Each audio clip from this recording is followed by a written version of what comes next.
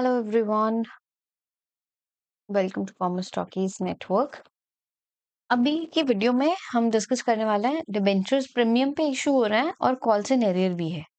इन चीजों को हम कैसे रिकॉर्ड करेंगे? ठीक है, लेट्स सी क्वेश्चन हमारा क्या कहता है। कंपनी 1000 डिबेंचर्स इशू कर रही है, 6% डिबेंचर है 100 ईच एट 1110, मतलब 100 रुपीज की फेस वैल्यू हमारी है।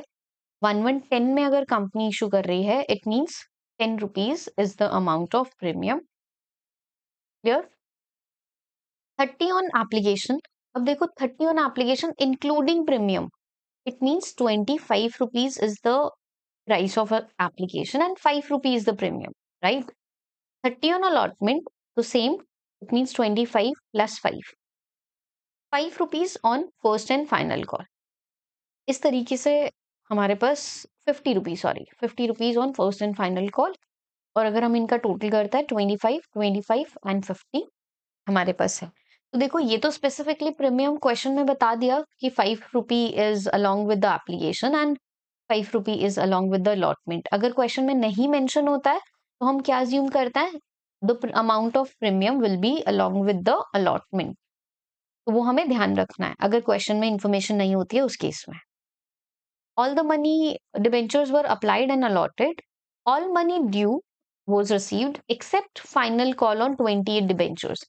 तो किसी पर्सन के पास 20 डिबेंचर्स हैं और उसने फर्स्ट एंड फाइनल कॉल नहीं पे करी, इट मींस उसने 1000 रुपीज पे नहीं किए। तो अब जैसे कि हमें पता है कि अगर कोई शेयर होल्डर पे नहीं करता है तो this amount will be considered as calls in arrear. Clear है? अब हम रिकॉर्ड करते हैं इनको। तो हम ये इंफॉर्मेशन थोड़ा सा यहाँ पे ही क्लियर कर लेते हैं और इसी स्क्रीन पे हम अपनी जर्नल एंट्रीज पास कर लेंगे, बिकॉज सारा डेटा हमारा यहाँ पे ही है। ये चीजें हमें क्लियर हो गई हैं। Clear clear clear clear, done. Now first entry will be, first entry हम क्या पास करेंगे? Bank account debit to debentures application account. ठीक है, वैल्यू कितनी मिलेगी? देखो, 1000 डिबेंचर्स पे अब हम यहाँ पे 30 रुपीज कलेक्ट कर रहे हैं, ये 30 रुपीज, तो हमें 30,000 की वैल्यू रिसीव होगी। सेकेंड एंट्री हमारी क्या बनेगी? Debenture application account debit to 6% debentures to security premium. तो देखो, प्रीमियम है तो जैसे मैंने आपको बताया हुआ है कि प्रीमियम हमेशा शेयर कैपिटल के नीचे आता है, सेम इसी तरीके से प्रीमियम हमेशा डिबेंचर्स के नीचे आता है, 6% डिबेंचर्स के नीचे, same as the share capital. तो अगर प्रीमियम हमारा एप्लीकेशन पे है तो वो ट्रांसफर की एंट्री में आता है, और अगर प्रीमियम हमारा अलॉटमेंट पे है तो वो हमारा ड्यू की एंट्री में आता है। ये भी एक मेजर पॉइंट है जो आपको पता होना चाहिए। ठीक है, तो 1000 × 30 ये वैल्यू है, 1000 × 25 ये भाई एक्चुअल एप्लीकेशन मनी, और 5000 will be amount of security premium. ठीक है, अलॉटमेंट ड्यू करेंगे तो नॉर्मली हम कैसे एंट्री पास करते थे? नॉर्मली हम एंट्री पास करते थे debentures allotment account debit to 6% debentures. यहाँ पे सिक्योरिटी प्रीमियम भी हमें ऐड करना पड़ेगा।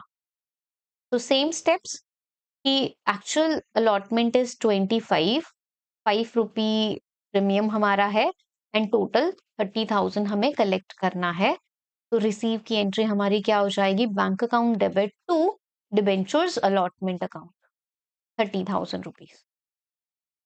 तो ये ध्यान रखना, फिर से एक बार रिपीट करता है कि इन केस अगर हमारा प्रीमियम एप्लीकेशन के साथ में है तो वो आता है ट्रांसफर की एंट्री में, अगर हमारा प्रीमियम अलॉटमेंट के साथ में है तो वो हमारा आता है ड्यू की एंट्री में। ठीक है, ये चीज आपको याद करनी पड़ेगी, सेम शेयर कैपिटल के केस में और सेम हमारा डिबेंचर्स के केस में। ठीक है, अब फर्स्ट एंड फाइनल कॉल की हम जर्नल एंट्रीज पास करते हैं। देखो, तो फर्स्ट कॉल आप ड्यू कैसे करोगे? Debentures first call account debit to 6% debentures, value 1000 rupees into 50, तो 50,000 से ड्यू हो जाएगी। तो एक बार हम लिख लेते हैं फिर भी, debentures first and final call account debit to 6% debentures, 1000 into 50,000 से ये आप ड्यू करोगे। बट जब आप रिसीव करोगे तो आपकी एंट्री क्या होगी? नॉर्मल केस में हम क्या एंट्री पास करता है? Bank account debit to debentures post and final call, या राइट, ये हम एंट्री पास करते हैं। बट जैसे कि अब हमें क्वेश्चन में क्या पता चला, जिसके पास 20 डिबेंचर्स थे उसने 50 रुपए नहीं दिए, 1000 rupees will be calls in arrear. तो जब भी हमारा कॉल्स इन एरियर अराइज होता है तो वो आप डेबिट करते हो, right. Calls in arrear account debit 1000 rupees, तो कंपनी को अभी कितनी अमाउंट कलेक्ट हुई? 49,000 रुपीज।